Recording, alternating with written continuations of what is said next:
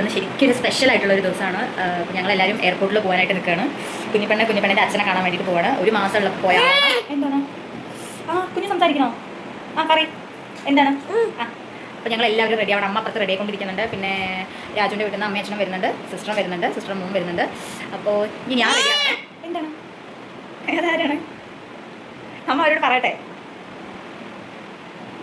അപ്പോൾ ഇവൾക്ക് ഇപ്പോൾ തൽക്കാലം ഈ ഡ്രസ്സാണ് ഇട്ട് കൊടുത്തിരിക്കുന്നത്.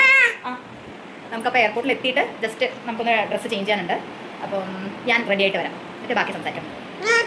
Bye bye bye. എങ്ങനെ കാണിക്കും?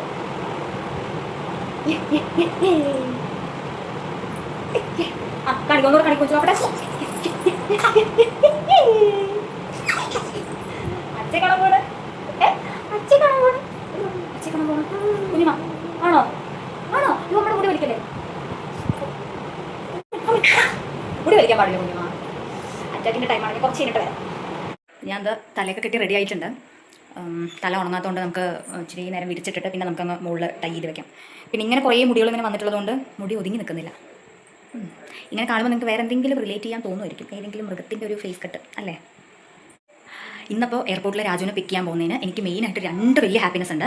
കാരണം എന്ന് വെച്ചാൽ ഒന്നാമത്തെ കാര്യം എന്ന് പറയുന്നത് ആൾ കുഞ്ഞുനെ ഒരു മാസം 1.5 മാസമുള്ള സമയത്താണ് കണ്ടത്. കഷ്ടിച്ച് 1.5 മാസമുള്ള സമയത്താണ് അവസാനമായിട്ട് നേരിട്ട് കണ്ടത്. കാരണം 28 കഴിഞ്ഞ് കുറച്ച് ദിവസം കഴിഞ്ഞതും ആൾ തിരിച്ചു പോയി. അതിനുശേഷം കാണുന്നത് ഇപ്പോൾ എന്ന് പറഞ്ഞാൽ കുഞ്ഞിപ്പനെ ആൾക്കാരൊക്കെ കുറച്ച് തിരിച്ചറിയാനുള്ള ആ ഒരു സ്റ്റേജ് എത്തി. അപ്പോൾ വീഡിയോ കോളിൽ കാണുന്ന സമയത്ത് അച്ഛൻ നമ്മൾ ഭയങ്കര എൻഗേജ്ഡ് ആണ്. അപ്പം നേരിട്ട് കാണുമ്പോൾ എങ്ങനെയാണ് പ്രതികരണം എന്നുള്ളത് അറിയാൻ ഭയങ്കര ക്യൂരിയോസിറ്റി ഉണ്ട്.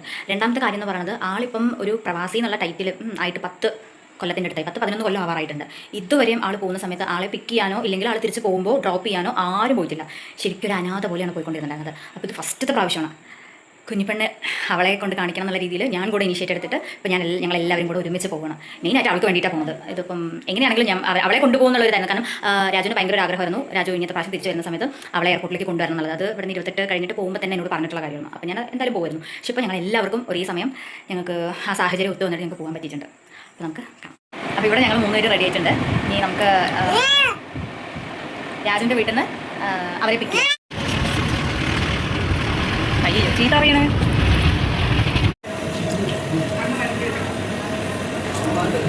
അച്ഛല്ല അച്ഛൻ എവിടെ?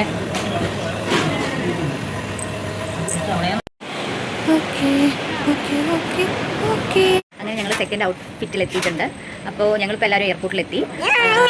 എന്താണ് ആക്ച്വലി ഞാൻ ഭയങ്കര എക്സൈറ്റ്മെൻ്റ് ആണ്. ടൈം കൂടുന്തോറും ഹാർട്ട് ബീറ്റ് ആക്ച്വലി കൂടി വരുന്നുണ്ട്.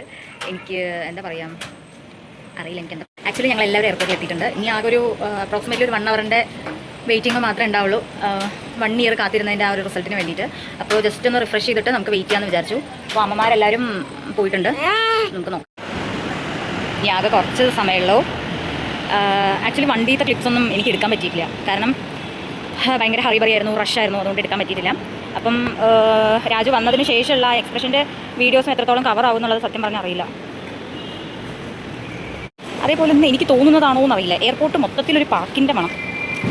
അത് എന്താ ഈ ഒരു റോജാപ്പാക്ക് എന്നൊക്കെ പറയില്ല, ഏകദേശം അതിൻ്റെ ഒരു മണം. എവിടെ പോയാലും അത് ഈ പെർഫ്യൂമിൻ്റെ മണമാണ്. അങ്ങനെയാണെങ്കിൽ ഇവിടെ നിൽക്കുന്ന ആൾക്കാർ മൊത്തം ഈ പെർഫ്യൂമാണ് അടിച്ചിരിക്കുന്നത്. അതും അറിയുന്നില്ല. എല്ലാവരും നടന്നു വരുന്നുണ്ട്. അമ്മ വേഗം മാസ്ക് തൂക്കിയിട്ട്. അമ്മയ്ക്ക് അതൊരു ഭയങ്കര ശീലമുണ്ട്.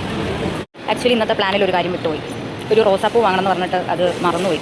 ഇവിടെ വന്നിട്ട് ഒരു കൂട്ടർ അത് പിടിച്ച് നിൽക്കുന്നത് കണ്ടപ്പോഴാണ് എനിക്ക് ഓർമ്മ വന്നത്. എന്ത് ചെയ്യും, ഒന്നും ചെയ്യാൻ പറ്റില്ല. ആക്ച്വലി ഞാനിപ്പോൾ കൂടെ വന്ന എല്ലാവരുടെ അടുത്തു നിന്നും കുറച്ച് മാറിയിട്ട് എടുക്കുന്നൊരു വീഡിയോ ആണ്.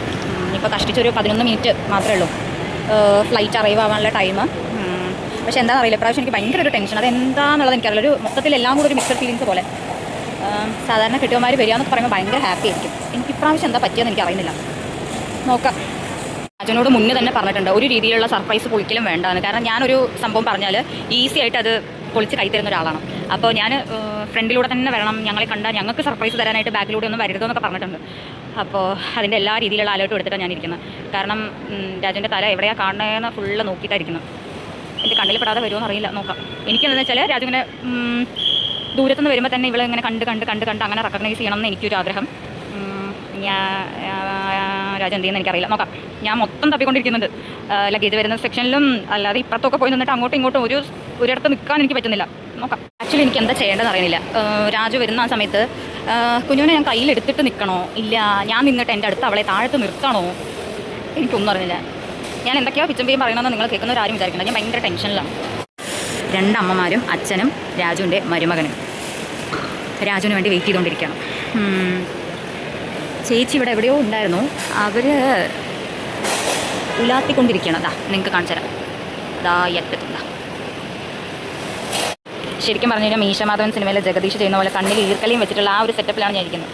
ഈർക്കല എവിടെയെന്ന് ചോദിക്കേണ്ട, ഈർക്കല വെച്ചിട്ട് അത്രയും കൂർമ്മത്തോടെ നോക്കിക്കൊണ്ടിരിക്കണം. ഞാനൊരു സർപ്രൈസ് ഒരുക്കും, രാജു അത് നശിപ്പിക്കും. അതിലൊരു ആനന്ദം കണ്ടെത്തും.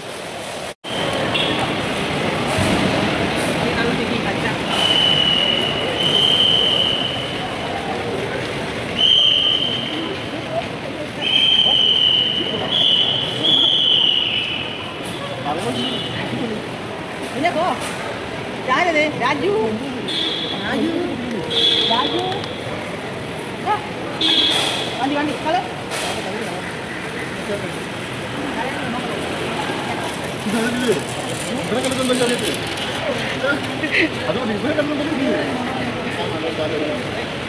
ആ മനുഷ്യന് സ്വന്തം മകളെ കിട്ടിയപ്പോൾ ഭാര്യ വേണ്ടാതായി.